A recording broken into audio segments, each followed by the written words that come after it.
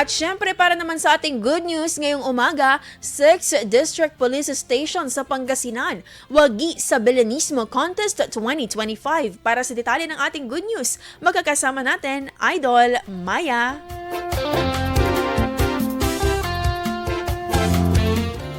Pinatunayan ng mga matitikas na kapulisan sa Pangasinan na hindi lamang paglaban sa krimen at pagpapanatili ng kaayusan sa komunidad ang kanilang kayang gawin nang sila ay magkaisang gumawa ng mga malikhaing Belenismo para sa selebrasyon ng Kapaskuhan ngayong taon. Noong nakaraang December 4, 2025 ay opisyal na ginanap ang Christmas lighting ng Pangasinan Police Provincial Office sa Lingayen kung saan bumida rin ang mga Belenismo na gawa ng lahat ng himpilan mula sa 6 na distrito ng Pangasinan. Ito ay isang patimpalak para sa mga kapulisan taon-taon kung saan ipapakita nila ang kanilang pagkamalikhain na refleksyon din ng kanilang mabuting puso sa likod ng kanilang mga matikas na postura. Ngayong taon, ang nakapag-uwi ng kampyonato ay ang mga kapulisan ng 6th District na binubuo ng mga municipal police stations ng bayan ng Rosales, Umingan, Asingan, Balungao, Natividad, San Manuel, San Nicolas, San Quintin, Tayug at Santa Maria. Ngayong Kapaskuhan, nawa ay magsilbing paalala sa bawat isa ang mga ganitong Belenismo sa kung saan nagsimula ang tunay na diwa ng Pasko, ang pag-alala sa kapanganakan ng ating tunay na tagapagligtas, ang Panginoong Hesukristo.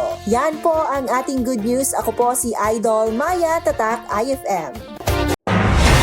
IFM News. IFM News. IFM News.